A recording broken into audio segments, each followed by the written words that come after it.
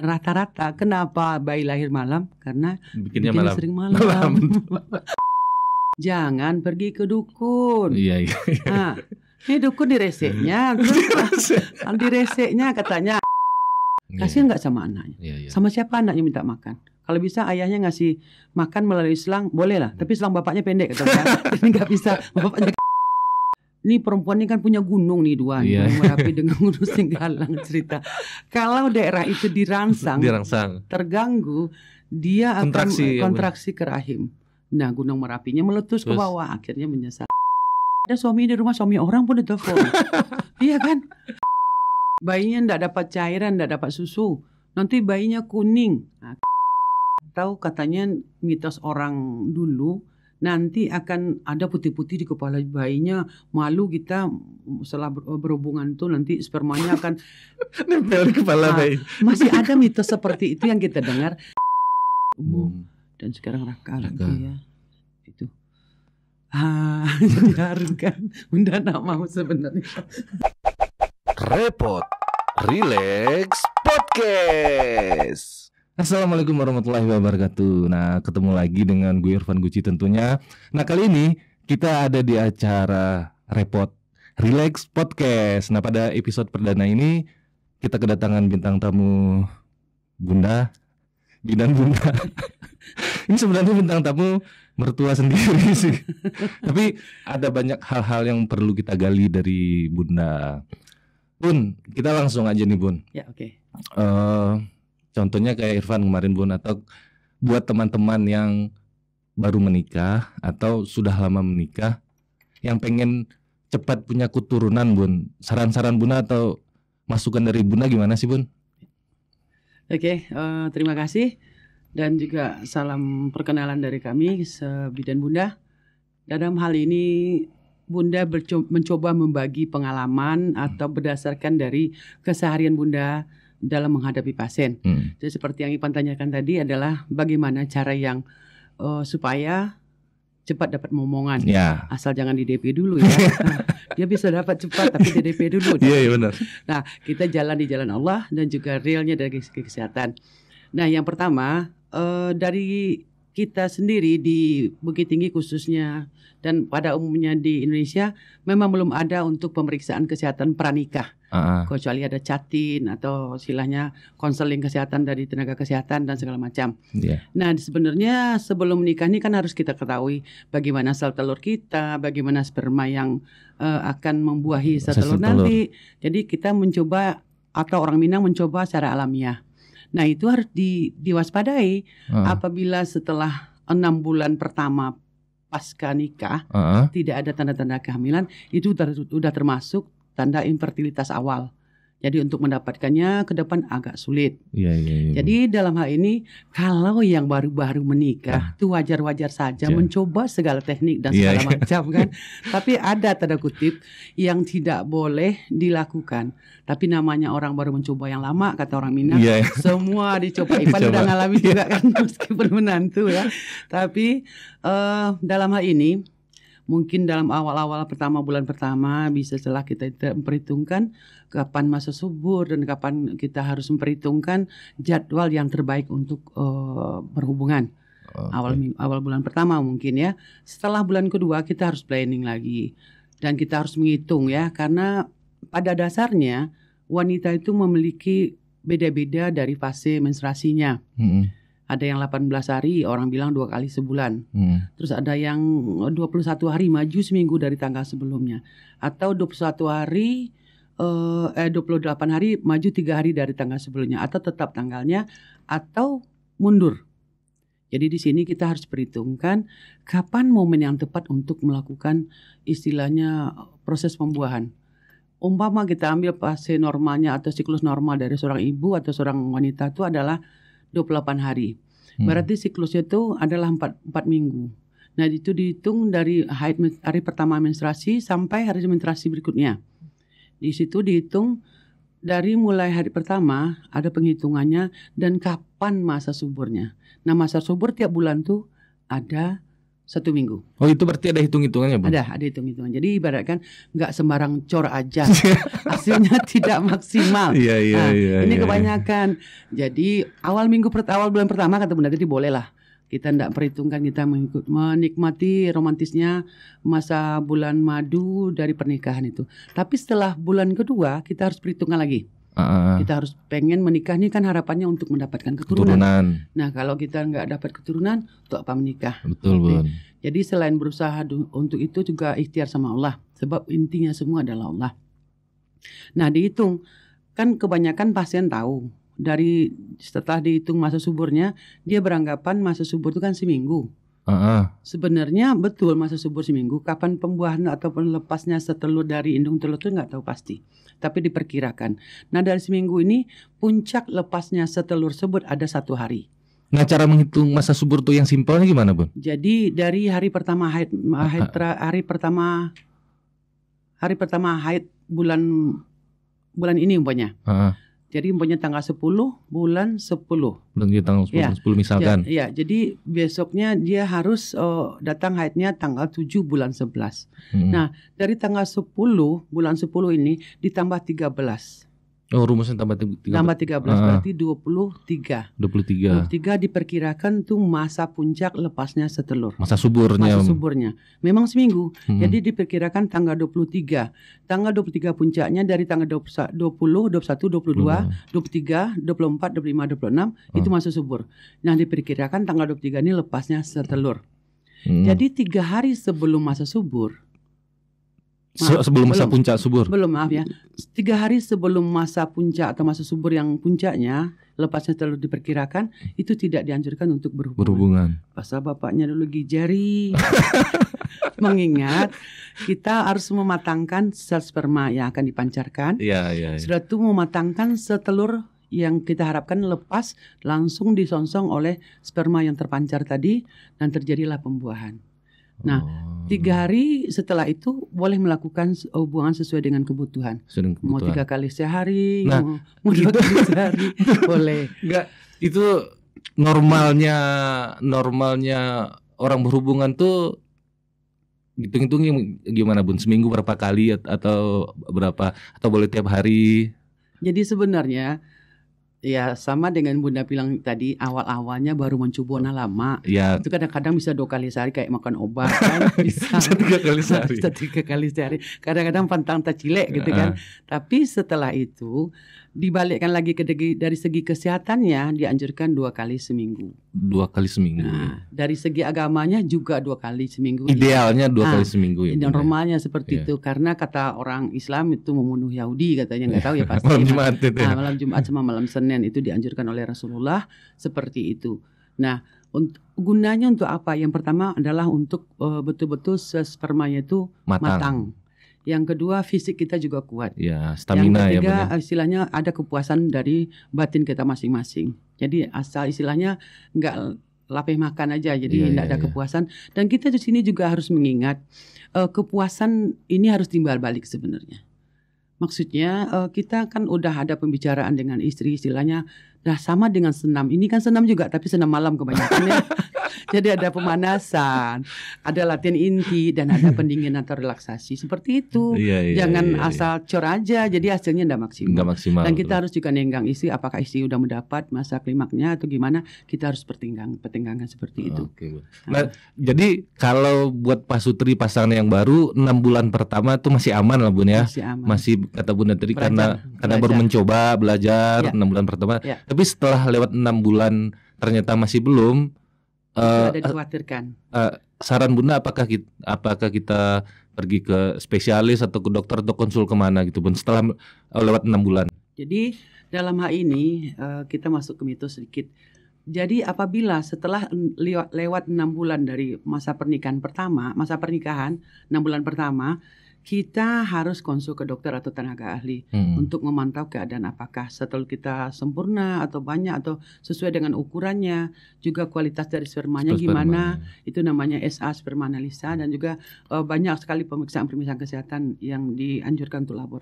Jangan pergi ke dukun. Iya. Nah, Ini dukun direseknya, terus direseknya katanya anak rahimnya tinggi lah, Iya, dan iya. angin lah, memang ada kompor di sana kan. Jadi masih banyak mitos-mitos. Itu mitos-mitos ya, Ya. Bun ya. Jadi katanya nih rahimnya terbalik gimana? Jadi manusia itu diciptakan Allah sesempurna mungkin. Iya, Jadi iya, iya. satu hal yang harus diingat bagi ibu-ibu pekerja dan juga bagi suami yang sangat pekerja keras adalah tidak membawa masalah atau beban apapun ke tempat tidur.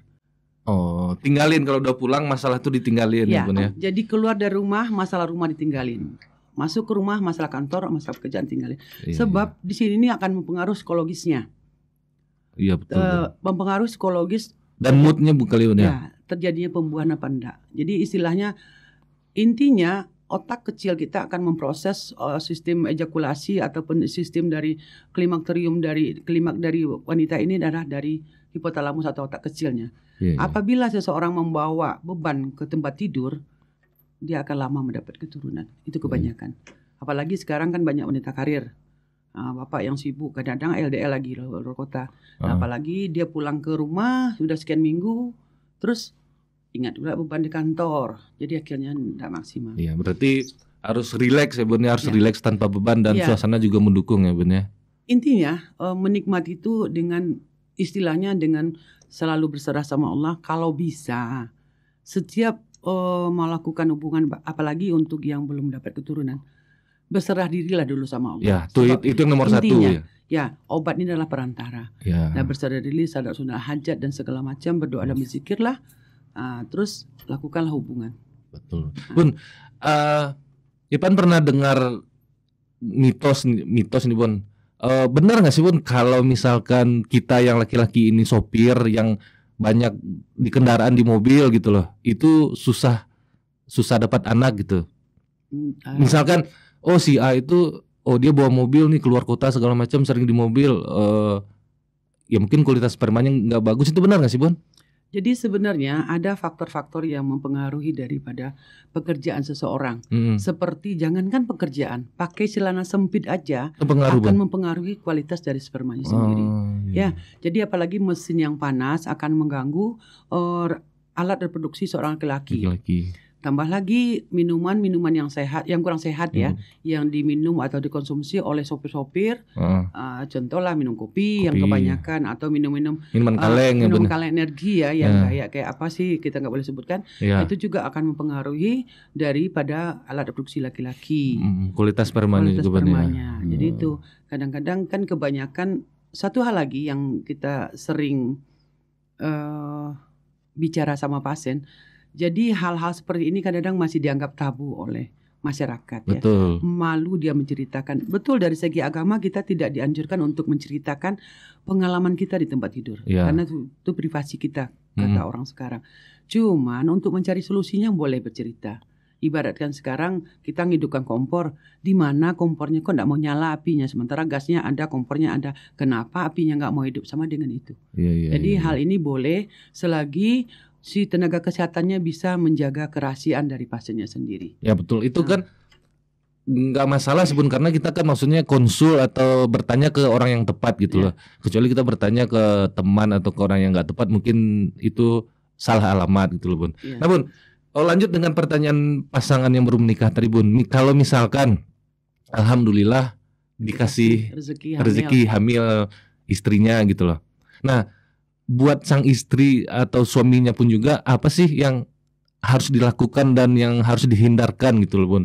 Kalau nggak salah ada 3 semester ya Bun ya? 3 semester ya Bun ya? Semester pertama 0 sampai 12 minggu, 12 minggu sampai dengan 28 minggu, 28 minggu sampai 40 minggu. Nah itu ringkasnya aja Bun, apa sih nggak boleh gini, yang harus dihindarkan atau yang harus dilakukan gitu loh Bun. Ya.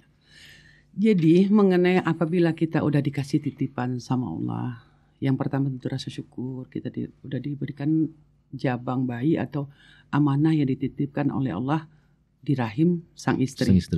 Nah, ini akan terjadi perubahan-perubahan psikologis dari istrinya sendiri. Cuman bagaimana kita mengungkapkan rasa syukur ini dan bertanggung jawab dengan kehamilan kita ini. Nah, kadang terjadi apabila ada flek atau keguguran atau terjadi kelainan sama bayi. Nah, kita harus flashback ke belakang lagi. Kenapa dan mengapa? Nah, Bunda selalu nekankan sama ibu hamil. Yang pertama syukuri. Yang kedua bagaimana bertanggung jawab dengan titipan yang di rahim ini. Ini bukan titipan manusia, titipan Allah. Karena orang-orang pilihan yang bisa ditumpangi dalam rahimnya janin. Betul. Nah, tapi setelah terjadi kehamilan, nah ibu ini banyak perubahannya. Yang pertama masalah pola makan. Dan ibu akan mengalami rasa mual. Nah, mengenai rasa mual ini sebenarnya bisa diatasi apabila ibunya yakin.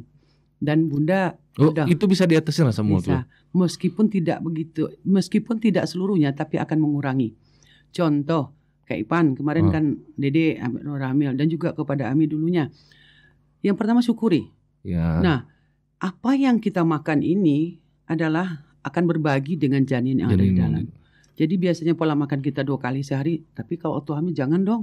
Harus ditambah. Nah, jadi gimana Bun sering mual, kadang perut terasa nek mau muntah. Ya kan. Karena dari apa yang kita makan jam ini, harusnya normalnya apabila kita makan nasi, dia bertahan 6 jam. Ya. Dia akan jadi bolos dan jadi dicerna oleh pencernaan atau lambung, dikirim ke seluruh tubuh. Nah, kalau hamil, ini otomatis makanan yang kita makan tadi akan terbagi secara otomatis. Si bayi ini akan terhubung oleh tali pusat. Dia nggak akan nyedot langsung makanan yang dimakan ibunya, makanya ibunya tekor. Jadi perut ibu hamil itu sering lapar.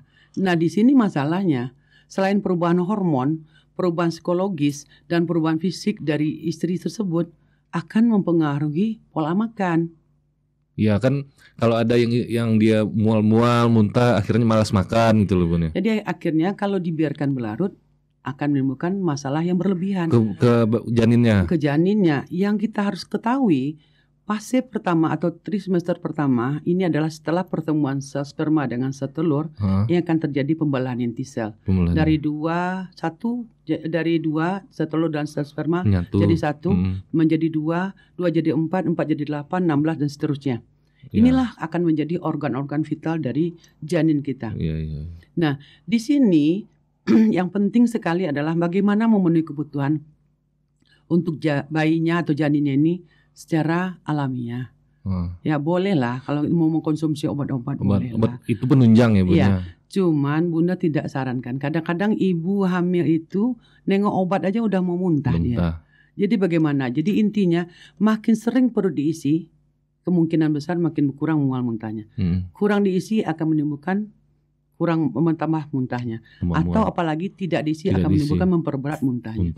Jadi bagaimana memotivasi ibunya supaya ibunya betul-betul memahami sebab yang bisa memberikan kebutuhan kepada janin yang ada di rahim ini adalah ibunya. Sementara ayahnya atau calon bapaknya ini pasti akan memberikan rasa sayang kepada istrinya dengan apa yang mau dibeli beb, apa yang aku enggak pernah bebek dulu. Beb tuh apa sih? Beb taraga apa beb? Mau dibelikan apa beb gitu kan, kayak gitu. Jadi gitulah. Jadi intinya bagaimana ibu atau calon ibu ini mensugesti dirinya. Harus bisa melawan itu ya, Bun ya. Harus bisa. Jadi kebanyakan adalah sugesti ini karena dia bawa terus-menerus, akhirnya memperparah keadaan ibunya sendiri. Bunda sering sekali menemukan pasien-pasien seperti itu. Mungkin dia berobat ke tempat yang lain, tapi kalau sampai di sini dia udah kena antam sama Bunda. Kasihan nggak sama anaknya? Sama siapa anaknya minta makan? Kalau bisa ayahnya ngasih makan melalui selang, boleh lah. Tapi selang bapaknya pendek, katanya. Jadi nggak bisa, bapaknya kan seselang. Akhirnya ibu itu termotivasi ya seperti itu. Kalau selang bapaknya panjang nggak bisa dikasih, tapi karena selang bapaknya pendek nggak bisa kata Bunda. Otomatis harus jadi tanggung jawab ibunya gitu. Ibunya seperti itu. Nah itu ada hal-hal lagi yang dilarang sama dilarang sih nggak sebenarnya dikurangi.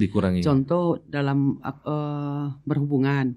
Nah karena setelah terjadi kehamilan ini, si bapak juga harus menahan diri karena tidak seluruh rahim ibu yang kuat menerima rangsangan. Jadi beda-beda rahim beda. itu. Jadi tergantung dari kekuasaan Allah lagi. Jadi kadang-kadang karena sel sperma yang dipancarkan ke liang sanggama itu tuh akan menyebabkan lunaknya mulut rahim. Dan karena kalau rahimnya itu agak, kalau kata dokter kurang kuat ototnya, bisa menyebabkan terjadinya keguguran. Itu di awal-awal kehamilan berarti, Awal Bun, ya? kehamilan trimester pertama. Trimester pertama. Jadi mengurangi itu sebenarnya itu tuh sama dengan seperti makan, tidak bisa dipungkiri. Iya, Apalagi orang-orang baru pertama menikah iya, iya. dan baru mencoba lama kata Bunda Iya, tadi, iya. tidak bisa. Setelah itu teknik berhubungan tidak masalah. Tidur ibu juga tidak masalah. Cuman ada area-area yang tidak boleh diganggu oleh bapaknya. Nah, Ya, jadi ya. jadi contoh salah satu. Ini perempuan ini kan punya gunung nih dua, Iya. Gunung Merapi dengan Gunung Singgalang cerita. Kalau daerah itu dirangsang, terganggu, dia akan kontraksi ke rahim. Nah, Gunung Merapinya meletus ke bawah, akhirnya menyesal keluar. Karena mungkin dari kita orang kesehatan lupa untuk menyampaikan ini kan. Ya. Jadi itu. Setelah itu mengkonsumsi makanan-makanan tertentu kayak soft drink. Kalau Bunda ada yang betul-betul Bunda larang sama pasien untuk mengkonsumsinya. Apa tuh, termasuk buah-buahan seperti pepaya, buah sawo, kelapa muda dan nanas untuk trimester awal sampai usia 5 bulan itu tidak dianjurkan. Karena bagaimanapun buah-buahan tersebut mengandung vitamin C yang bagus. Dan kayak kelapa muda itu mengandung ion-ion yang dibutuhkan untuk tubuh. Tapi ada zat yang bisa mengganggu janin yang baru tertanam di rahim ini. Akan terjadi pengelupasan, keluar flek awalnya. Siap itu akan keluar darah dan merasakan nyeri hari-hari. Itu bisa menyebabkan lepasnya jaringan yang baru tertanam tadi. Itu di trimester pertama, Bun. Di trimester kedua aman berarti enggak? Berarti yang trimester kedua prinsipnya ibu yang pertama harus mensyukuri ini sama calon bapaknya. Ya, banyak ibadah. Yang kedua memenuhi kebutuhan. Yang ketiga menghindari makan makanan yang banyak bumbu. Kayak asam yang banyak bumbu-bumbu micin dan segala macam itu menghindari, akan menimbulkan peningkatan asam lambung. Yang ketiga selalu memantau kesehatan ini kepada tenaga kesehatan. Konsultasi ya, Bun, ya. Itu trimester pertama sangat rawan. Yang pertama. Ya. Memang intinya sebenarnya kalau kita tidak lepas daripada agama ya, Pak ya. Intinya adalah bagaimana hal ini terjadi kehamilan kan sebenarnya izin Allah semuanya. Betul. Dan juga umpamanya terjadi keguguran itu bisa saja disebabkan oleh mungkin kontrak janin ini dengan Allah, perjanjian dengan Allah. Bagaimana kita nggak tahu pasti. Cuman kalau dari kesehatannya seperti itu. Betul. Meningkatkan pola makan dan nutrisi seimbang untuk ibu hamil. Apa yang bisa dimakan makan. Jadi jangan lebay kata orang sekarang. Maksudnya calon ibu ini biasanya sering dimanja, terlalu manja, dan bahkan memanja-manjakan diri kepada suami. Akhirnya dia jadi lebay. Karena banyak pasien yang sering kita temui di sini, ya kalau sama Bunda ya kayak gitu. Kalau sayang sama janinnya, ya harus memenuhi kebutuhan. Harus dipaksakan diri. Jadi makin sering lambung ini diisi dengan makanan, makin kuranglah gas atau asam lambung yang ada di lambung. Yang penyebab mual itu, Bun, yang penyebab mual itu. Insya Allah akan terlewati trimester pertama dengan aman. Nah, trimester kedua tadi kan harus mensyukuri gitu, Bun. Berarti berhubungan pun bisa normal kembali. Insya Allah. Nah, di trimester 3 nih, Bun, yang udah pada saat mau melahirkan. Itu tuh apakah ada kayak di trimester pertama tadi adakah ada larangan berhubungan gitu? Kan ada sebagian orang yang Ipan pun pribadi juga dulu pas jadi udah mau lahir, udah mau dekat-dekat mau lahir, takut berhubungan dulu gitu loh, takut babynya kenapa-kenapa gitu. Itu benar nggak sih, Bun? Jadi trimester kedua yang penting setelah terjadinya pola makan normal, ini nih ibu yang harus ibu ingat adalah pemenuhan protein. Ya, protein ini kan untuk pertumbuhan dan perkembangan organ-organ vital dari janinnya. Nah, pada trimester ketiga ini kebanyakan perut udah mulai besar nih.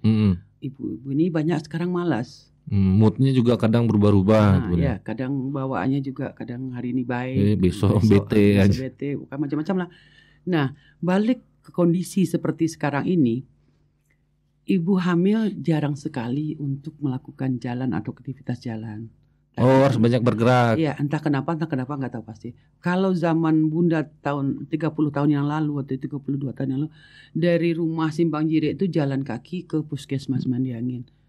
Jauh itu dianjurkan oleh orang tua dulu. Lagi hamil, masuk 6-7 bulan ya, karena katanya untuk melatih otot katanya dari segi kacamata orang tua dengan ilmu yang terbatas. Oke, pulangnya baru Bunda naik kendaraan motor sama ayah atau Vespa sama ayah pulang. Nah, sekarang ibu hamil tuh semuanya serba enak. Mau makan ini tinggal pencet HP. Mau makan ini tinggal telepon bebek. Ya. Iya. Berjalan jarang. Nah, bagaimana nanti proses persalinan? Otot ini kan sama dengan karet. Harus dirangsang gitu. Kalau ditarik-tarik terus kayak gini kan dia akan elastis. Nah, pada waktu ibu ini tidak berjalan akan terjadi kekakuan otot. Nah, itulah kadang-kadang yang itu mempengaruhi bersalin tuh, Bun? Pasti. Jadi kalau sekarang kemana-mana pakai motor, kemana-mana pakai mobil. Nggak ada suami di rumah, suami orang pun ditelepon. Iya kan? Iya itu kalau Gojek, Gokar ya. Sama siapa kesini kata bunda. Dia malu ngomong kan, rupanya sama suami orang. Gokar kayak gitu. Kalau kita jalan dulu kan, siapa dipanggil suami orang. Tapi dalam tanda kutip normal ya, karena dengan periksa. Jadi dianjurkanlah trimester ketiga ini ibu banyak beraktivitas. Kalau dulu dulu kan kita nggak ada pakai laundry dan segala macam. Kita usahakan nyuci, jongkok segala macam kan. Kalau sekarang udah pakai mesin bahkan pakai laundry. Nah usahakanlah ibu tuh bisa berjalan kira-kira 1 hari itu setengah sampai 1 jam dengan jangan dipaksakan. Setelah masuk kehamilan 34 minggu ke atas. Berarti udah masuk 8 bulan ya. Jadi kalau sekarang nggak semua serba praktis. Jadi banyaklah kejadian daripada ibu tuh pada waktu proses persalinannya, pada dia memang sakit tapi dia merasa sakit betul, sakit sangat gitu. Jadi karena elastisitas otot tadi yang sangat kurang. Setelah itu akan mengganggu proses persalinan. Jadi separuh jalan si pasiennya angkat tangan, angkatkan bendera putih, nggak sanggup, biar operasi aja, karena memang itulah kondisi.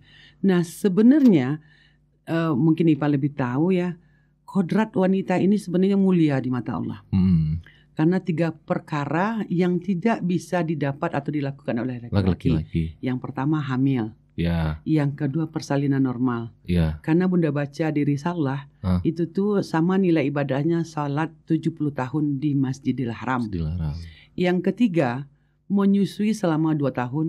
Tercantum dalam surah Al-Baqarah ayat 232. Bahwasanya Allah telah menyiapkan ASI selama 2 tahun untuk bayi yang dilahirkan. Nah, ini mumpung bunda bahas masalah ASI nih, penteringat. Jadi kan ada juga ibu-ibu yang baru melahirkan terus dia alasannya ASInya nggak keluar gitu loh, atau bayinya nggak mau menyusui gitu loh, Bun. Benar nggak sih, Bun, ASI itu nggak keluar, Bun? Sebenarnya banyak faktor sih sebenarnya yang bisa menimbulkan ASI itu terpenuhi dan tidak terpenuhi. Cuman di sini ya di tempat kita ini BPS nih, kita selalu memberikan motivasi kepada ibu setelah 6 bulan ke atas, setelah 32 minggu untuk melakukan perawatan puting susu. Iya, ada perawatannya, ada benar. Perawatan untuk yang pertama untuk merangsang salurannya supaya lancar. Yang kedua merangsang lobulus ASI-nya supaya berkembang. Setelah proses persalinan terjadi, dengan isapan bayi yang terus-menerus, maka hipotalamus tadi akan mengirim rangsangan ke payudara ibu untuk mengeluarkan hormon prolaktin namanya yang memproduksi air susu. Ya, karena rangsangan. Jadi kenapa bunda di sini dengan dokternya dan tim bidan-bidan yang lainnya untuk melakukan perawatan puting susu? Karena di sini maaf bicara, karena puting susu ibu hamil itu sedikit nyeri dan sakit. Nah, kalau bapaknya ngisap 10 menit udah selesai. Ya. Nah, kalau anaknya bisa 10 jam sampai 12 jam sehari. Makanya lecetlah puting susu itu. Iritasi, akhirnya pecah, retak, keluar darah. Nah, kalau tidak disusukan bayinya juga akan terjadi mastitis, radang payudara. Akhirnya ya. Jadi akhirnya kayak bisul, pecah, mengeluarkan darah dan nanah. Akhirnya ujung-ujungnya harus dioperasi ringan sama dokter ahlinya. Nah inilah salah satu, karena produksi ASI itu semakin lama semakin banyak. Karena belum lagi dede bayinya kuat nyusu ya, Bun ya. Jadi makin sering dihisap bayi ya, tanda kutip bayi ya, bukan bapak. Makin banyak ASI-nya tersedia. Jadi istilahnya ibu yang katanya air susunya kurang, mungkin pola makannya, terus keikhlasannya menyusui. Ikhlas nih penting nih. Ya, karena itu menstimulus juga ya, Bun ya. Jadi sambil nyusu tuh dia ngomong sama anak bagaimana, atau zikir sama anak, itu akan mengalir, cerita orang tua akan mengalir lah seluruh zikiran atau doa-doa kita tuh kepada bayi yang disusukan. Semoga anak kita jadi anak soleh atau soleha kan itu. Iya, Yang ketiga sokongan dari keluarga. Support dari Ya. keluarga. Kenapa? Karena setelah proses persalinan terjadi untuk 24 jam pertama sampai paling lama 2 kali 24 jam, ASI itu belum maksimal keluar. Ya, belum ada keluar. Belum. Jadi rahim baru berhenti bekerja, diisap sama bayinya puting susu ibunya, dia akan kontraksi rahimnya untuk menghentikan perdarahan dan akan terangsang hormon prolaktin keluar. Oh, itu otomatis gitu, Bun. Itulah. Dengan puting susunya dihisap, rahimnya Karena otomatis akan menutup. kontraksi. Jadi makanya orang bilang, kalau orang Minang bilang katanya maruyan katanya. Maruyan. Jadi kontraksi rahim itulah yang menyebabkan keras kayak mau melahirkan lagi. Itu biasanya terjadi pada anak ketiga dan seterusnya. Karena elastisitas rahim itu udah mulai berkurang, jadi kontraksinya akan kuat. Nah, setelah diisap bayi, lama-lama paling telat 3 hari bayi tidak dapat ASI tidak masalah. Tidak masalah ya, Bun ya. Karena yang Bunda ketahui dari pelajaran Bunda dulu, bahwasanya si bayi memiliki lemak coklat yang tidak dimiliki oleh orang dewasa. Orang dewasa. Jadi dia aman. Bayinya tidak dapat cairan, tidak dapat susu. Nanti bayinya kuning. Nah, kan kayak gitu kan. Terus sebenarnya yang tidak tahu ibu atau keluarga tersebut, sebenarnya lambung bayi yang baru lahir itu cuma sebesar buah ceri. Setelah bayi itu belajar ngisap kan kadang-kadang putih-putih di sininya. Berarti dia dapat ASI. Cuman kita nggak tahu batasannya dapat ASI tetesannya berapa atau berapa cc-nya, kita kan nggak tahu. Cuman sokongan keluarga, kasihlah susu bantu. Karena takutnya bayinya akan kuning bla bla bla gini kan. Sebenarnya untuk 1 minggu pertama bahkan maksimal 2 minggu sampai 14 hari itu namanya masih ikterik fisiologis yang terjadi sama bayi. Kadang bayi matanya masih kuning karena makanya setelah bayi lahir itu dianjurkan untuk berjemur pada waktu jam 8 sampai setengah 9 pagi. Karena di sini dari mataharinya akan memancarkan sinar ultraviolet yang mengandung vitamin D. Nah, itulah kekuasaan Allah sebenarnya kan. Cuma kadang faktor udara dan cuaca yang tidak menyokong, maka tidak jadi bayinya dijemur. Ini kebanyakan. Terus satu lagi, masalah di bedung. Ya. Ini udah nyimpang ceritanya sebenarnya dari hamil. Tapi kita nyambi-nyambi aja ya. Jadi kalau di kita nih, di tempat kita nih. Ya, anak baru lahir tuh dililit semuanya terus dibedong gitu, Bun. Ya, jadi sampai nggak bisa gerak loh, Bun. Jadi kalau masa-masa Bunda waktu masih ingat sama usia atau hamil si Ami sama adik itu sampai 4 bulan masih di bedung. Jadi anak tuh udah kayak pompong, gerak-gerak sedikit aja badannya. Tapi yang harus kita ingat, rahim tuh sempit. Nah, sekarang sudah lahir di luar, dia tuh masih di bedung. Oke lah dengan menghindari terjadinya hipotermi yang udah yang dingin ya. Sekarang kan udah banyak cara untuk menghindari itu. Dengan menempelkan ke badan ibu, dengan menempelkan ke badan bapak, dengan skin to skin akan membantu suhu tubuh bayi itu normal.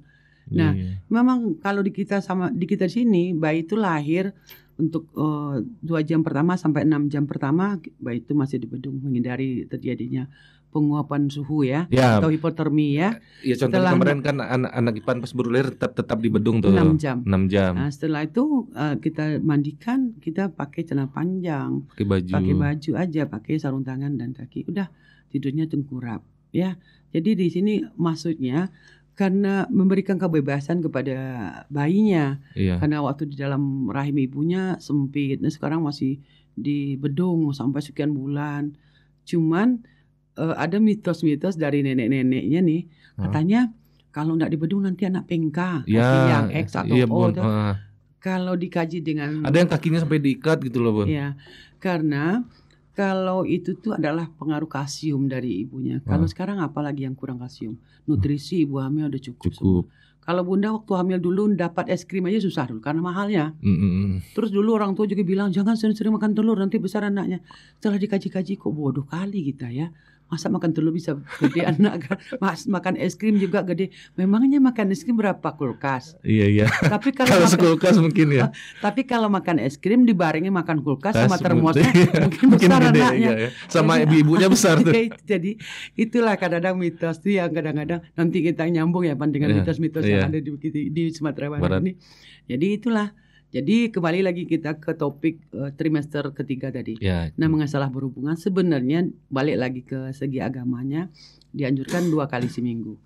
Tapi kadang-kadang si bapak tidak tega nengok istrinya Ya udah kayak ampun. gitu gendutnya, Iya. bapaknya masih kayak gini juga. Kadang-kadang nggak kepikiran ya, nggak sampai hati gitu Iya, ya. atau yang kayak Pan pribadi takut terjadi apa-apa dengan Nah. bayinya gitu loh. Jadi masalah setelah trimester ketiga itu kemungkinan setelah 37 minggu dari hitungan minggu medis, bayi itu udah normal untuk dilahirkan. Nah, si pasien yang takutkan nantinya ketubannya pecah dini, atau katanya mitos orang dulu nanti akan ada putih-putih di kepala bayinya, malu kita setelah berhubungan tuh nanti spermanya akan Nempel di kepala bayi. masih ada mitos seperti itu yang kita dengar. Nah, sementara rahim tuh masih menutup. Iya. Sperma tuh sampai di mulut Di mulut rahim. rahim. Nah, guna sperma ini di usia kehamilan tua adalah untuk mengelastiskan mulut rahim. Contoh, apabila ibunya udah mulai kontraksi dan sakitnya udah mendekati ke fase persalinan, ketahuan sama bidannya nih. Heeh.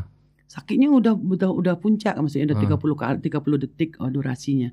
Tapi pembukanya enggak bertambah. Heeh. Jadi bunda kadang tanya, terakhir berhubungan kapan? Katanya dari hamil enggak berhubungan atau 3 bulan belakang. Kenapa? Takut begini bun, takut begini. Nah, ini suatu dilema yang harus diarahkan oleh tenaga kesehatan. Iya. Jadi istilahnya mitosnya Jadi tidak akan berpengaruh ke bayi ya Bun ya? Enggak, jadi istilahnya bayi itu dalam kantong air ketuban, dalam balutan selaput ketuban, dalam air. Iya. Terus ada tali pusat yang menempel ke plasenta. Itu tuh yang menjadikan saripati makanan yang dikirim melalui tali pusat tuh ke janin. Ya. Jadi kalau usia kehamilan udah tua, memang dianjurkan. Cuman bagaimana memposisikan supaya kita ibunya nyaman, bapaknya nyaman dan hilang rasa was-was. Ya, contoh salah satu sekarang banyak sih di YouTube teori-teori itu mungkin istilahnya anak-anak muda yang lebih tahu. Kalau bunda mungkin nggak ada buka-buka itu karena takut nanti hamil lagi. Ya. Hamil lagi, apa kata dunia nanti kan. Jadi salah satu posisinya ibunya telentang di pinggir tempat tidur. Rata-rata orang sekarang kan pakai spring bed. Iya. Nah, jadi bisa bapaknya untuk berdiri pakai dengkul. Misalnya ya kadang-kadang sama pasien mau dipraktekin sini nggak? Udah sering bilang sama, oh enggak mudah malu. Oh iyalah. Jadi salah satu karena ibunya telentang, bapaknya berdiri pakai dengkul pas posisi panggul bawah bapaknya dengan posisi vagina ibunya. Nah, itu salah satu posisi yang paling nyaman. Jadi tidak akan menindih bayinya, tidak akan memberikan rangsangan yang maksimal pada rahim. Nah, itu. Ya kalau Pan dengar juga kalau di BPS Bunda ini kalau Bunda ngasih ceramah ke pasien kalau ada yang nanya, "Bun, kalau di istilah di Minangnya Bun, salusuhnya apa Encak Bun?" gitu. Iya. Bunda biasanya menyarankan itu ya Bun ya? Iya, karena kebanyakan dimarah-marah nanti bapak yang ngasih salusuh sama Bunda nanti. Tapi karena Bunda guyonnya sama pasien. Iya guyonannya. Ya.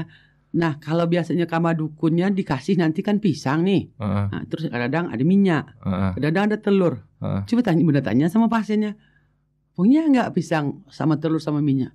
Nggak ada Bun, bener nggak ada punya. Nggak ada Bun, salah kata Bunda kan. Nah semua ada kata Bunda. Akhirnya bapaknya ketawa kan. Akhirnya bapaknya ngerasa sendiri. Iya punya, semua punya. Ya maka pakai yang kita punya, jangan diminta ke yang lain. Bunda. Manfaatkan yang kita punya. Jadi di Bunda mungkin sama pasien tuh mungkin itulah pendekatan sosial kita sama pasien. Karena rata-rata kita tuh membawa pasien tuh adalah bagian dari keluarga kita. Ya, jadi cair suasananya. Jadi cair, ya istilahnya nggak ada istilah jaim-jaim gitu kan. Bahkan iya. pasien udah tahu karakter Bunda kayak apa, suara Bunda besar, badannya besar, utangnya juga besar kan. Jadi udah tahu pasien semua.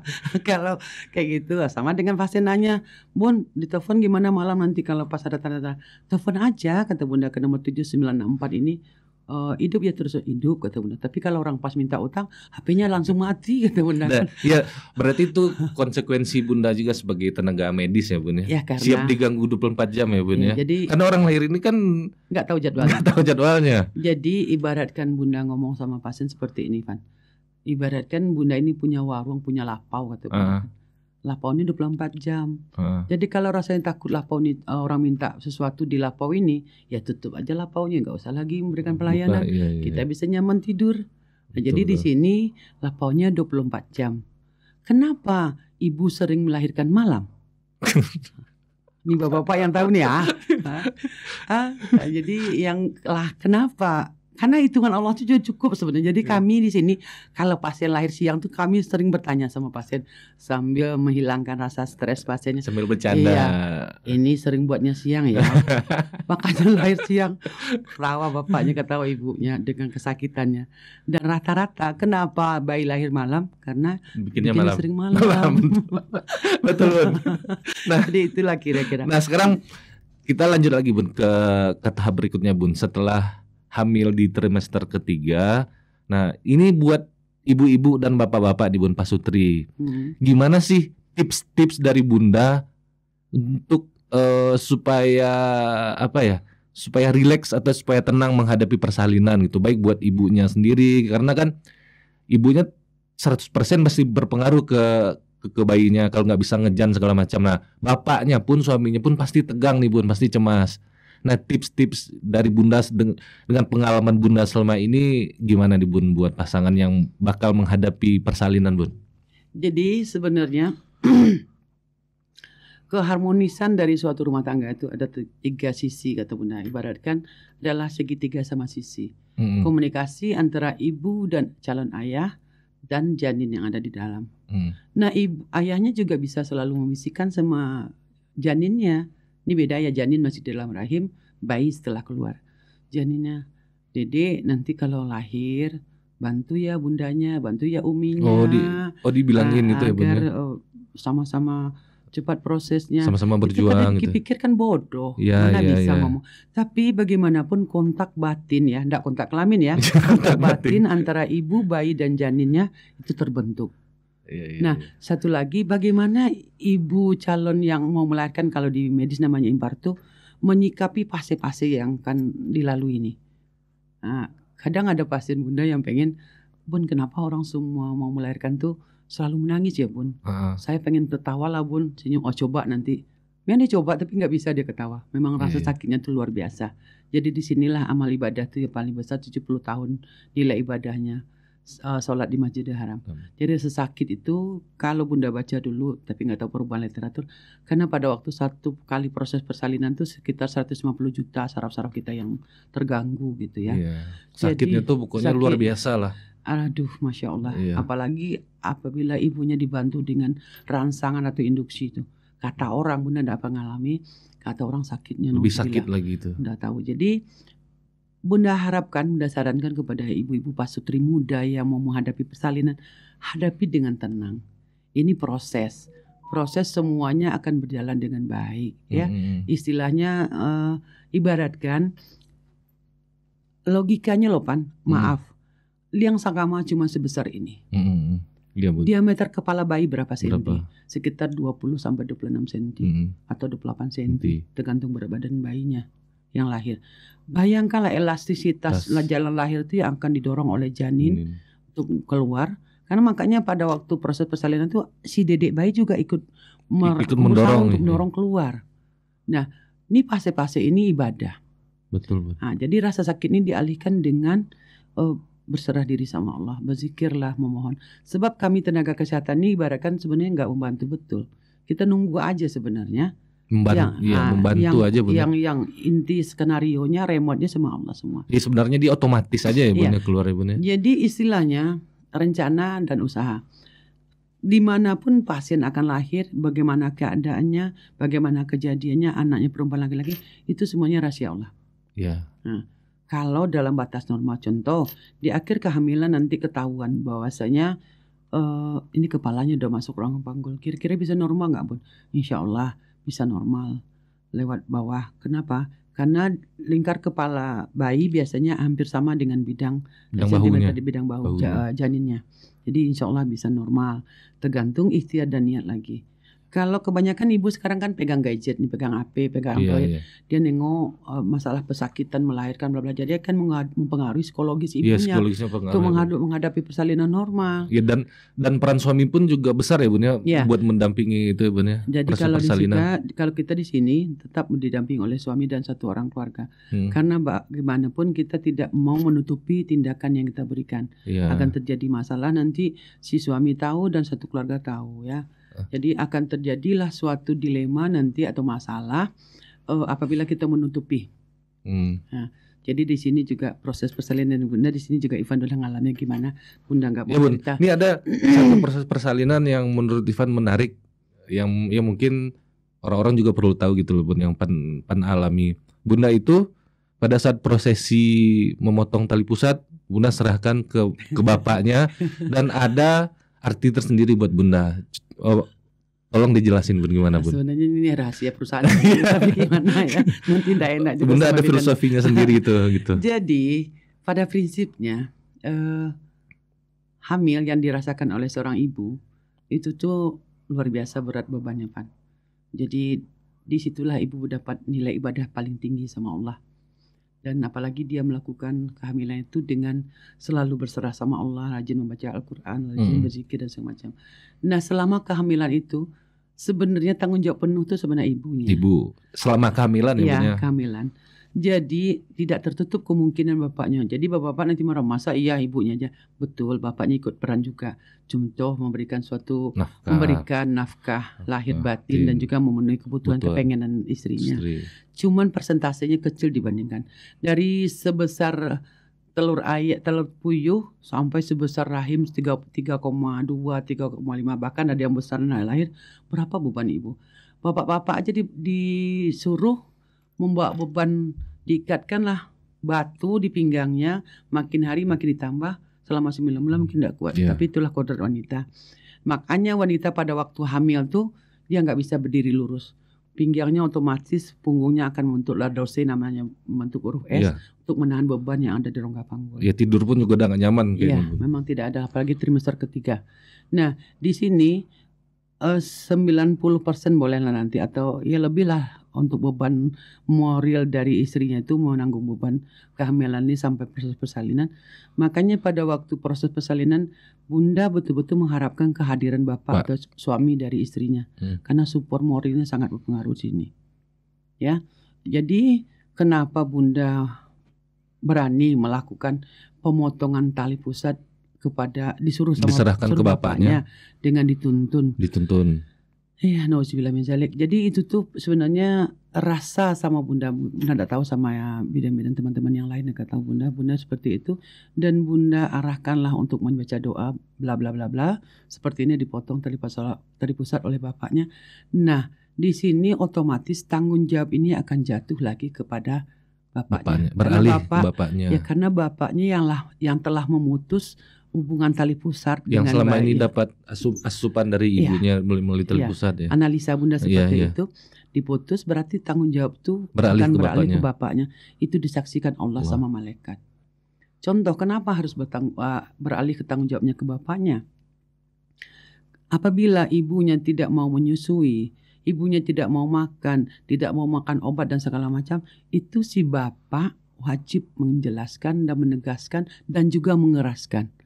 Kenapa? Harus tegas ya. Karena si bayi itu butuh nutrisi atau cairan air susu dari ibunya, bukan dari sapi. Nah, makanya Bunda lebih cenderung mungkin Bunda termasuk bidan yang kurang mau diajak kerjasama dengan susu formula ya, karena Bunda memang mengidolakan air susu. ASI ya. ASI. Sebab itu masa bapaknya aja yang dikasih susu murni. Bapaknya setelah menikah dapat SGM. Ipan tahu SGM? Enggak. Gitu. Susu kental murni itu sih. Sementara sama anaknya udah dikasih ke sapi kan, kasihan. Iya. Nah, jadi seperti itu. Jadi itulah trik-trik kita di sini, tetap didampingi oleh suami dan satu orang keluarga. Nah, jadi semua proses itu dihadapi oleh kita dan tim dan juga oleh keluarga. Jadi tidak ada hal-hal yang ditutupi. Apabila terjadi urgensi dan itu tuh akan langsung ditindak dan akan langsung cepat keputusannya cepat berbicara langsung dengan keluarga suaminya. Itu Bunda tetap melakukan, mudah-mudahan dari yang sudah-sudah dan minta sampai sekarang dan sampai ke depan kita terhindar dari masalah dan musibah dalam proses persalinan. Amin insyaallah. Amin. Nah Bun, selama Bunda berprofesi sebagai bidan pasti banyak pahit manis atau pengalaman yang telah Bunda lalui gitu. Tapi ada nggak sih Bun yang masih teringat sampai sekarang gitu loh Bun? bayi besar atau apa gitu yang masih teringat sampai sekarang, Bun? Pengalaman-pengalaman. Jadi banyak hal sebenarnya yang kita hadapi, ada dari pasiennya yang suaminya udah meninggal, dia menghadapi persalinan sendiri banyak. Setelah itu dengan keadaan ekonomi dan keadaan bayi, kadang-kadang bayinya ada yang sungsang. Ya. Kita anjurkan untuk ke klinik atau ke rumah sakit, pasiennya tidak mau. Kita dengan beban menekan surat perjanjian. Nah, ada beberapa sih karena anaknya sungsang besar gitu kan, 4 kilo lebih. Nah, sebenarnya kita takut, tapi pasien tuh ngotot kayak gitu kita besar sama Allah. Terus yang paling luar biasa memang kelahiran bayi jumbo tahun 2017 waktu itu tanggal 8 bulan 8 tahun 2017. Anak kedua dari pasangan Natalia dengan si Uco, kebetulan dia mualaf. Bunda juga nggak prediksi dia tuh bakal sebesar itu jumbo. Cuman waktu itu Bunda prediksi dia anak pertamanya kembar perempuan dengan jarak 2 tahun 3 bulan. Bunda prediksi dan juga udah dibawa sama mahasiswa untuk ujian praktek nih. Prediksi juga kembar, tapi ndak ada waktu itu niatan dia untuk USG karena dia kayak bilang gini, untuk makan aja susah, Bun. Apa mau di USG, biar aja lah. Mau kembar anak aku, biar aja lah. Mudah-mudahan dia dengar ini cerita ini. Jadi lahirlah bayi itu dengan itu tuh suatu keanehan, tapi nggak tahu pasti sebenarnya itu kuasa Allah. Dia lahir beratnya 6,2 kilogram, laki-laki. Namanya adalah salah Raja Halwan Sitompul apa ya. Siap tuh panjangnya 62 cm. Lahirnya 6.20 pagi. Tanggal 8 bulan 8. Anak kedua. Kalau dipikir 62 88. Enggak tahu benar artinya apa. Tapi itu susah nggak, Bun, proses membantu persalinannya, Bun? Makanya kita sebagai tenaga kesehatan sebenarnya memang ada batasan-batasan sebenarnya, Pak. Tapi pasien itu betul yang ngotot, dan Bunda juga tidak memprediksikan dia sebesar itu. Enggak. Cuman prediksi waktu itu dia kembar, anaknya lahir 3 kilo. Sebab anak yang pertama kembar, berat badan anak lahir itu perempuan keduanya 41 sekian sama 38 sekian. Besar-besar tuh. Biasanya anak kembar tuh 1,8 atau 2 kilo, 23 gitu kan. Jadi prediksi waktu itu memang bayinya kembar. Didengar waktu itu waktu hamil detak jantungnya 2, rupanya bayinya besar. Jadi pas lahirin tuh Bunda juga ada standby asisten 2 untuk anak kembar nih, karena kan dia beda waktu sampai 10 menit itu. 5 sampai 10 menit untuk lahir kedua. Rupanya yang lahir cuman anak laki-laki, satu orang anak yang besar. Nauzubillah, waktu itu Bunda langsung nangis, bersyukur sama Allah. Persalinan normal ya, benar. Dan selamat ibu sama anaknya selamat. Alhamdulillah selamat, tidak ada robek. Tidak ada robek? Tidak ada. Bagaimana elastisnya vagina itu? Yang mudah bilang lubangnya cuma sebesar ini diameter kepala seperti anak dengan umur berat 6 kilo. Seperti anak umur 3-4 bulan. 3-4 bulan ya, betul. Itu luar biasa. Memang kekuasaan Allah semua, bukan karena kita pintar, karena memang izin Allah semua terjadi di sini. Iya, Masya Allah. Itulah pengalaman yang masih teringat sampai sekarang ya, Bun. Mungkin tenaga kesehatan yang lain mungkin bilang Bunda salah, tapi Bunda nggak salah rasanya, karena memang berisi waktu itu dia karena pasiennya yang ngotot di sini kan. Iya. Jadi waktu itu kesimpulan Bunda gini. Bunda udah bilang sama dia gini, Natalia, kamu lahirin rumah sakit karena kemarin anakmu kembar, sekarang kembar juga, rumah sakit lah. Dia bilang gini, Bun, gimana aku ke rumah sakit, untuk makan aja aku nggak ada. Sekarang duit ini katanya, duit untuk persalinan aku pinjam ke rentenir lu, Bun. Mama miris kita dengarnya waktu itu. Nah, terus aku gimana pun, Bun, aku di sini, aku mau mati. Jangan ngomong kayak gitulah, kataku kan, kata Bunda kan. Ya, kalau kita paksa dia umpamanya untuk keluar dari BPS Bunda ini, tahu-tahu sampai di teras dia ngedan lahirin situ kan. Nah, apalagi cerita sama orang mentang-mentang orang miskin, Bunda enggak mau terima.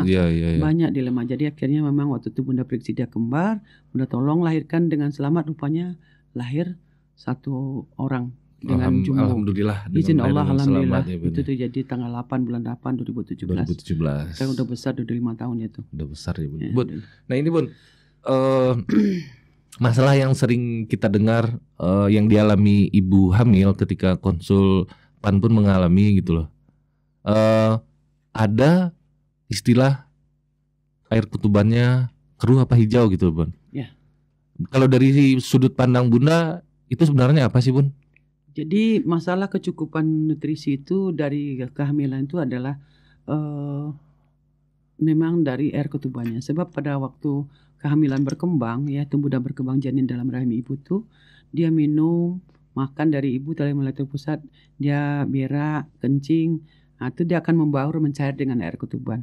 Di akhir kehamilan diperkirakan air ketuban itu berjumlah 1,5 liter sampai 1 liter di akhir kehamilan. Di akhir. Nah, jadi itulah kadang-kadang air ketuban kurang tuh menyebabkan dia kan mulai dia minum minum dari air ketuban itu. Iya, minum, pipis. Jadi kan kita lihat tuh air BAB bayi baru lahir kan hitam kehijauan kan. Jadi inilah yang akan mencair terus.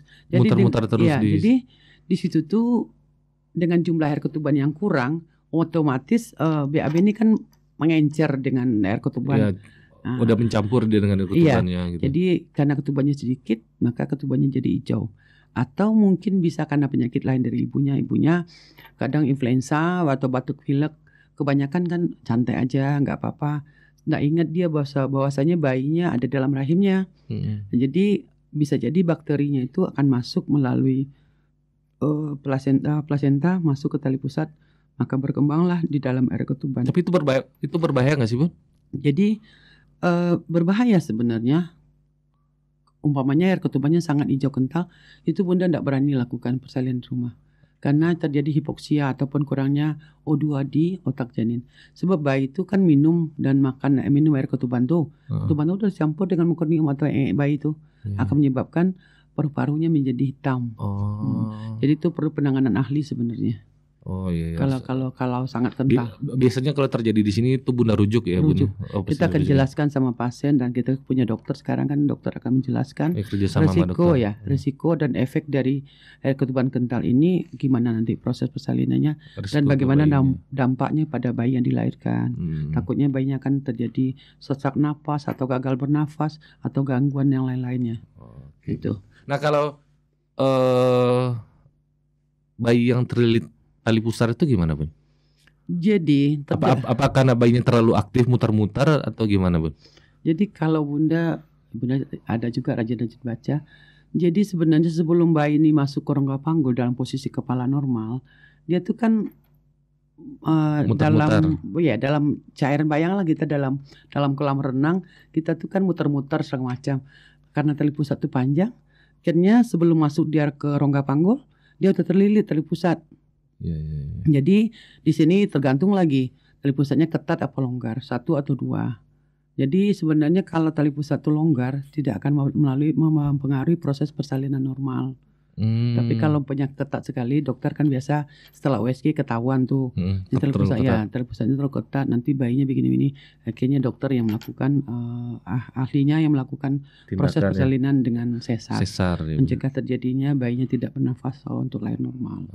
Jadi terjadinya itu karena sebelum bayi masuk rongga panggul dia udah terlilit. Nah, jadi pas masuk otomatis tali pusat itu nggak bisa dilepaskan lagi sama janinnya. Maka dia akan menetap sampai proses persalinan terjadi. Harus ditolong secara sesar ya, Bun. Nah, kalau biasanya dokter kayak gitu. Nah, ya, ini mungkin buat teman-teman yang belum tahu Bunda, sebenarnya sih bisa nonton aja film dokumenternya Bunda, ada di channel ini juga, Bidan Bunda, judul filmnya Bidan Bunda. Tapi kita minta Bunda sedikit cerita juga. Ya singkat aja, Bun, sejarah perjalanan hidup Bunda bisa sampai ke titik sekarang ini, bisa sampai menjadi bidan yang ya cukup dikenal lah di Sumatera Barat dan khususnya Bukit Tinggi Agam gitu loh, Bun. Kan perjalanannya pasti panjang gitu loh, Bun. Singkat aja, Bun. Boleh panjang ya? Panjang. Kenapa gitu? Banyak honornya. makin banyak honornya kan. Jadi awalnya Bunda adalah tamat perawat, yaitu tamat tahun 87 di SPK Belakang Malo, Depkes. Setelah mengabdi jadi perawat selama kurang lebih sampai tahun 1999 Bunda mengabdi jadi tenaga perawat di instansi kesehatan Dinas Kesehatan Kota Madya Bukit Tinggi, dan itu berpindah dari puskesmas induk sampai ke puskesmas pembantu, dan besarnya Bunda adalah di puskesmas pembantu. Bunda merasakan sesuatu atau seorang manusia yang dibutuhkan masyarakat waktu itu, meskipun kita pada masa itu hanya seorang tenaga perawat. Tapi hebatnya waktu dulu Van, kita jadi perawat langsung jadi dokternya kita, jadi perawatnya kita, yang ngasih obatnya kita, yang buka pagar kita, yang nyapu kita, semuanya semua kita. lengkap. Kalau zaman dulu tahun 90-an gitu ya. Setelah kita lalui beberapa proses tahun perjalanan, Bunda waktu itu minta izin sama ayah untuk sekolah bidan. Dan tahun 2000 Bunda diterima jadi bidan, pendidikan bidan di Poltekkes Padang yang prodinya di Bukit Tinggi sampai tamat tahun 2003.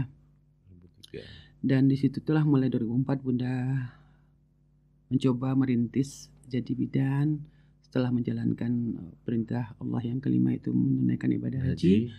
Dan 2004 sampai sekarang alhamdulillah. Dan banyak sih sebenarnya arus rintangan yang kita hadapi. Tapi alhamdulillah waktu itu karena sokongan ayah sokongan ayah yang sangat begitu berambisi untuk bisa Bunda jadi bidan.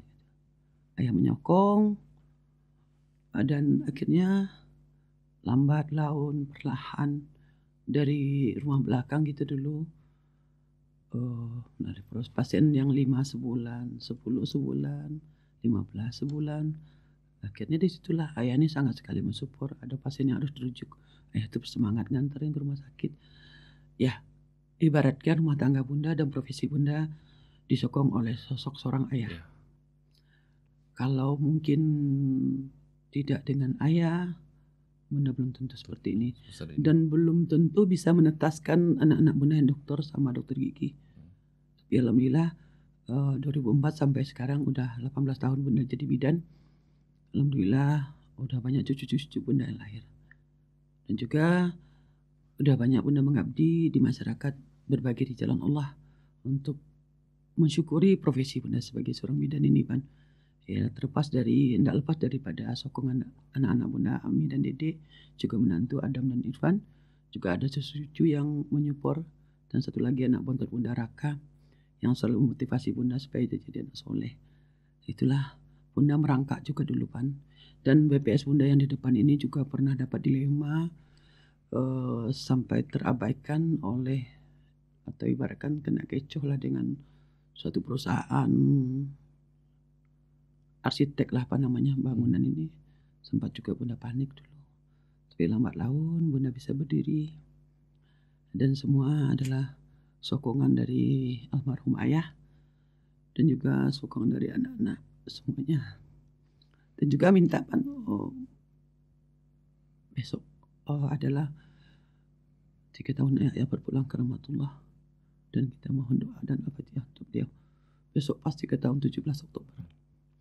Semoga ayah bahagia di sana dan menerima segala titipan doa kita dan juga perbuatan-perbuatan kebaikan kita. Semoga dicatat Allah jadi pahala dan bisa sampaikan kepada kedua orang tua dan juga ayah. Mudah-mudahan Pak ya. Itulah Bunda dulu dari awal merangkak juga menyisihkan sedikit-sedikit dari penghasilan Bunda untuk melengkapi alat-alat, untuk menyisihkan untuk bersedekah dan segala macam. Sampai sekarang alhamdulillah Bunda masih lakukan. Karena semua ini kalau tidak ada sokongan atau support dari suami dan tidak ada izin dari Allah, mungkin tidak akan seperti ini Bunda Pan. Mungkin Bunda jadi manusia biasa, tapi Bunda bersyukur bisa jadi manusia yang berguna bagi manusia lain. Itulah.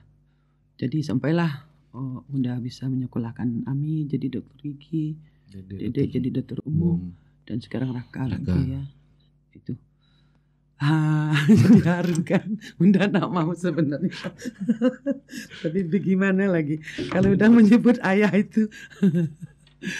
Aduh. Nah oke Bunda, itu tadi sejarah Bunda bisa sampai ke titik sekarang. Nah kan sekarang bisa dibilang selain tenaga kesehatan, Bunda sudah bisa membuat BPS ini sampai sebesar ini gitu loh. Dan Bunda sudah bisa dikategorikan dengan seorang entrepreneur, pengusaha di bidang kesehatan gitu loh. Kita minta saran-saran dari Bunda buat kita yang muda-muda gini loh. Buat Ivan, buat Siil, atau buat siapapun yang melihat podcast ini, buat yang muda-muda. Dan sebenarnya ini bisa diterapkan di seluruh bidang usaha sih. Gimana bisa Bunda membangun BPS sampai sebesar ini, Bun? Meskipun ngutang ya.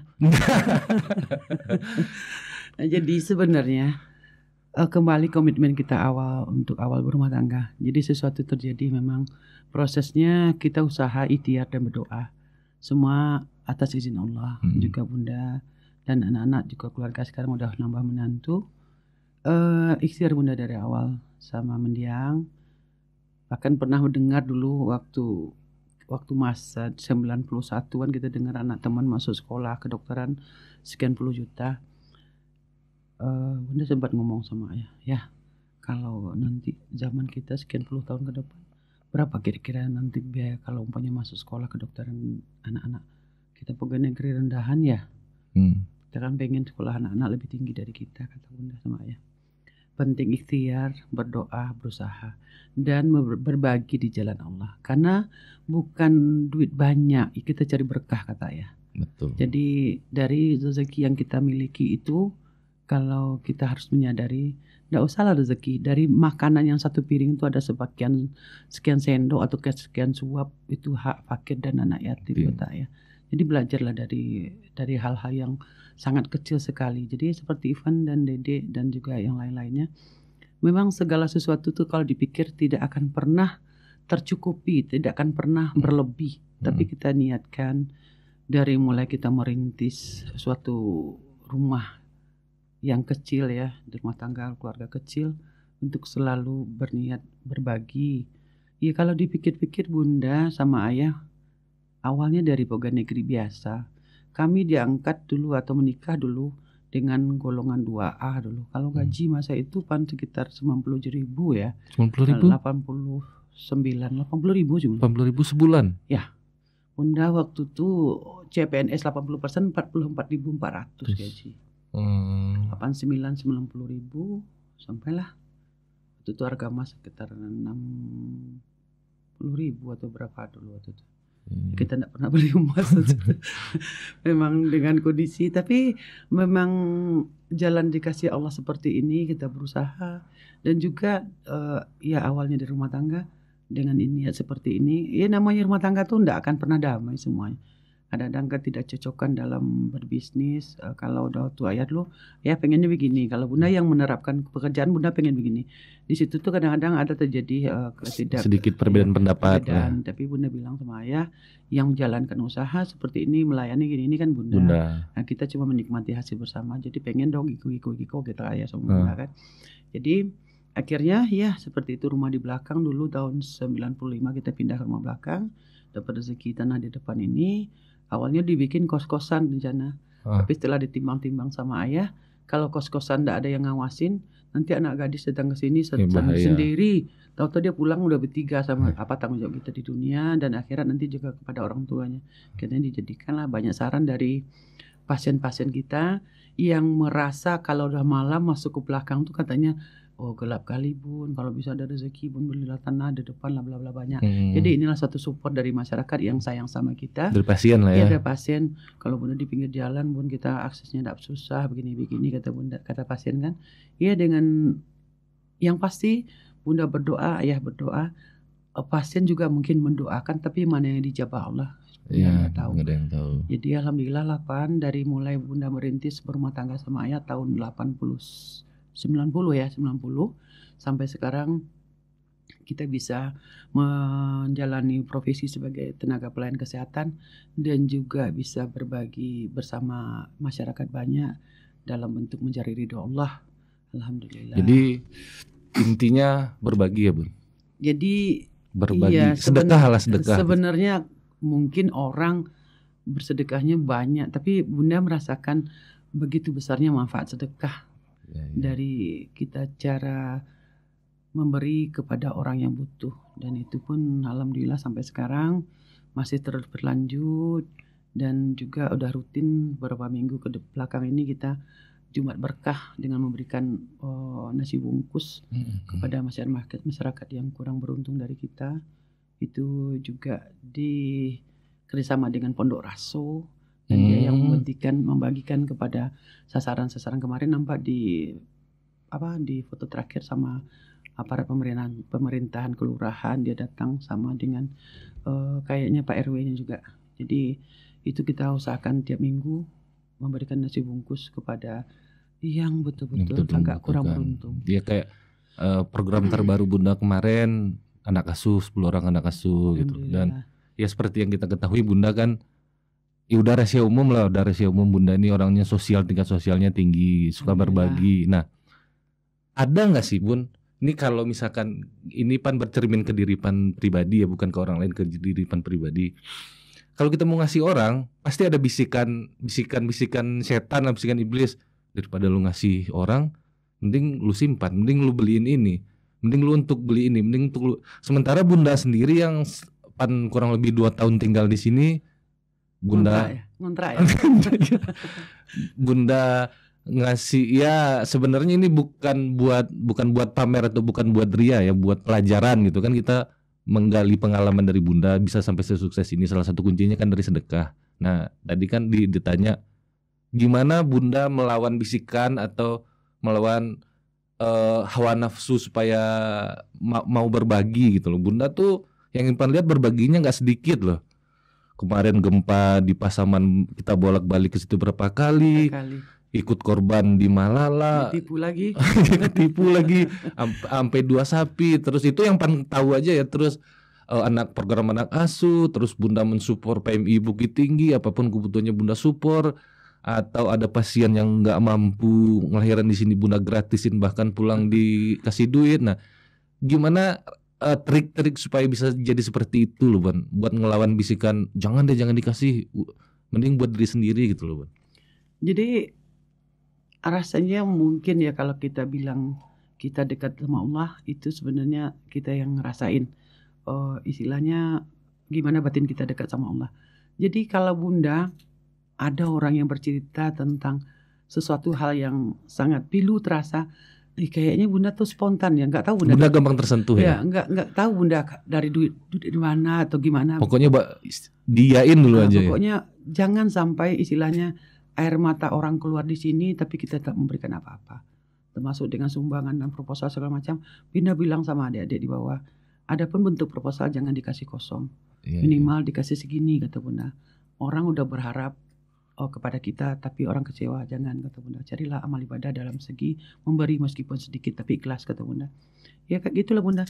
Jadi dalam hal ini Bunda kuncinya ikhlas tuh gimana sih Bun kalau versi Bunda? Gimana lah Bunda, pokoknya Bunda sudah memberi sama seseorang atau sama siapapun, Bunda tidak pernah mengiming-iming untuk mengharapkan pujian gitu. Oh pengennya Bunda ini orangnya baik, demi Allah Bunda takut. Karena Bunda jujur, Bunda pengen dipuji sama Allah, bukan dipuji sama manusia. Nanti setelah kita mati, berapa hari orang udah lupa dengan pujian itu. Mudah-mudahan dengan perbuatan seperti ini, kita masih termasuk orang-orang yang disayangi Allah. Jadi dalam hal itu bisikan tuh, alhamdulillah Bunda nggak ada Pan. Nggak ada. Jadi pas Bunda nggak rasa berat buat ngasih itu juga nggak ada Bun. Nggak ada, jujur aja bukan udah, apa. Tapi udah plong gitu aja ya. Jadi pokoknya Bunda nggak karena udah terbiasa kali ya Bunda. Jadi Bunda bisa gini, hari ini Bunda dapat rezeki dari siapa dan dari mana Bunda nggak tahu. Dan hari ini siapa yang dapat rezeki dari Bunda juga nggak tahu. Termasuk insya Allah besok kita juga berbagi sembako. Ya Allah ya 3 tahun itu tuh 50 paket sembako. Iya, belum lagi kalau pas mau lebaran Bunda alhamdulillah paket 500 paket, 600 paket gitu loh. Dan duitnya itu kalau dihitung nggak sedikit loh Bun. Tapi itu bisa buat beli mobil. Tapi itulah kata Bunda tadi, perjalanan itu sesuai dengan izin Allah semua. Dan itu Bunda belajar menyisihkan tiap hari Pan. Ya ada pos-posnya kata Bunda ya. Jadi istilahnya untuk infak, sadakat dan zakat ini celengannya. Untuk hal-hal taktis orang minta sumbang ini sekian juta punya sebulan. Itu memang Bunda kondisikan. Nah, dan sisanya untuk Bunda ya mungkin untuk kesehatan Bunda, untuk kebutuhan Bunda dan segala macam. Dan kemarin kan juga udah habis-habisan nih. Alhamdulillah dengan niat untuk berbagi kebajikan pas 3 tahun ayah terwujud juga insya Allah. Udah selesai paketannya, kita tinggal membagikan besok. Nggak tahu sebenarnya, mudah-mudahan orang menilai positif dengan Bunda. Bunda niat Bunda bukan untuk cari pujian Iya. atau istilahnya untuk ria, enggak. Kita cari pahala Cuman ya Bun. Bunda membagi di medsos untuk sebenarnya untuk mengingat. Ya. Oh, udah sekian tahun ya, udah sekian bulan ya, sudah sekian gitu maksudnya. Kayak Ami udah sekian tahun ya Mi. Jadi momen-momen itu Bunda enggak tinggalkan. Ya, dan positifnya juga kalau Bunda post di medsos itu kan kita berharap orang yang rezekinya lebih kayak Bunda gitu loh. Tergerak juga hatinya melakukan seperti yang Bunda Amin, lakukan insyaallah. gitu loh. Jadi tergantung sudut kacamata mana orang Orang memandang. Jadi Tapi Bunda niat Bunda ikhlas. ya karena kalau Allah. ada pro kontra itu biasa itu Bun. Namanya kehidupan. Jadi itulah yang Bunda lakukan, kayak membagi paket lebaran, kita usahakan meningkat terus tiap bulan, tiap tahunnya Pan. Tiap tahun meningkat Udah 300, 500, 600, Terus 700. 700. Mudah-mudahan tahun besok bisa 1000. 1000. Amin. Amin, insyaallah. Amin insyaallah. Jadi banyak orang menerima manfaat dari kita. Amin. Itu oke lah Bun. Terima kasih atas waktunya Ya, Bun. sama-sama Ipan. Terima kasih atas pembelajarannya, banyak yang bisa kita ambil pelajaran dari Bunda. Kalau kita simpulkan secara singkatnya, ya kalau dari segi medisnya tadi kan Ipan kurang ngerti juga Bun. Tapi kalau dari Bunda sekolahnya SPK, terus Jadi bidan kan itu untuk meningkatkan taraf hidup juga gitu loh. SDM-nya, ya. SDM-nya ditingkatkan gitu. dan Bunda juga harus sekolah sekarang lagi nih. Harus sekolah lagi, Bun. Kalau nggak bisa praktek. Iya. Jadi nggak bisa praktek, nggak bisa menyicil Iya, utang iya, nanti iya. kan. Jadi 2025 katanya sejak tahun 2019 sudah ada peraturan baru yang memberikan pelayanan kebidanan tuh harus profesi. Bunda mikir-mikir udah seusia ini kok masih disuruh kuliah. Dan Bunda mau kuliah kan? Tapi harus. Mudah-mudahan masih diizinkan Allah untuk mencicipi profesi selama 2 tahun kalau nggak salah ya. Dan daftar ya. Mudah-mudahan dipermudah sama Allah semuanya. Amin. Dan juga banyak orang-orang yang mensupport bantuan apa-apa gitu ya, yang moral atau Ya. material mungkin ada yang bantu. Tuh. Amin. Kita dengerin kok. Kotak-kotak berjalan. Iya. Jadi kita bikin kotak-kotak sumbangan di bawah. Dan satu lagi kuncinya, kesimpulan dari semua cerita kita hari ini, Berbuat ikhlas. Bunda berbuat ikhlas dan sedekah dan selalu berbagi. Mungkin itu kunci dari semua kesuksesan Bunda sampai hari ini. Dan satu lagi ya, Bunda sama pasien juga, kenapa Bunda ngeyel sama pasien dan bahkan sering cerewet sama pasiennya, karena dari segi profesi Bunda sendiri, apapun yang bentuk titipan yang diberikan Allah untuk kita kan dipertanggungjawabkan nanti di yaumil akhir.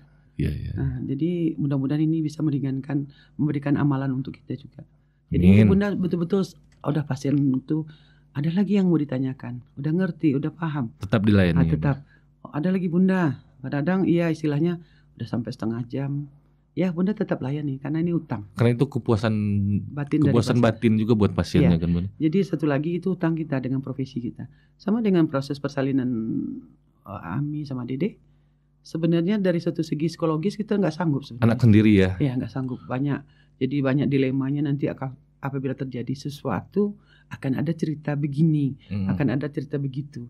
Tapi Bunda karena Bunda memohon kepada Allah Sang Pencipta, karena tangan Bunda ini dikasih jangan bidan ya Allah, izinkanlah Bunda menyambut atau memberikan pelayanan kepada anak dan menyambut cucu sendiri. Ya Allah. Alhamdulillah dikabulkan 2 orang cucu Bunda sendiri yang membantu. Dipikir-pikir memang psikologisnya beda loh Pan. Benda Pastilah. Kalau sama pasien kita bisa gini, kalau sama anak, waduh bayangannya yang jelek aja. Iya. Takut terjadi ada apa-apa gitu ya. Cerita orang di luar lagi. Iya. Sampili kata orang, kumpulan CBT kata orang. Akan tabu juri-urenya. Jauh ule-ule. Tapi memang semua izin Allah semua terjadi. Dan juga Bunda sekarang bersyukur semua disupport oleh anak-anak menantu dan cucu-cucu yang membahagiakan Bunda berdua. Alhamdulillah meskipun ayah tidak bersama kita lagi dan semangat itu tetap ada. Amin. Insyaallah, yakin. Amin. Tetap semangat Bunda. Insyaallah. Tetap sehat terus, tetap Amin. semangat karena banyak orang yang butuh sama Bunda. Amin. Banyak orang yang bergantung sama Bunda. Amin. Pasien tuh ribuan bahkan ratusan yang bergantung sama Bunda. Amin. Oke Bun, terima kasih atas waktunya Bun. Sama-sama. Oh ya, ini buat teman-teman kita bakal ngadain program reguler ngobrol sama Bunda. Nanti bisa dilihat di channel YouTube-nya BPS Bunda. Itu bakal kita bikin weekly, mingguan ngobrol. Satu lagi apa? Memberikan hadiahnya apa namanya? Giveaway apa? Kita bakal kasih giveaway. Ya. di Bunda bahasa Indonesia, bahasa Inggrisnya tidak jelas-jelas sekali kan. Iya. Giveaway. Jadi mungkin nanti kita akan berikan per episode ya. Iya, ada kita kasih hadiah-hadiah lah. Nanti ada. Dan itu semuanya di channel BPS Bunda. Oke Bun, terima kasih Bun. Terima kasih. Assalamualaikum warahmatullahi wabarakatuh. Waalaikumsalam. Repot Relax Podcast.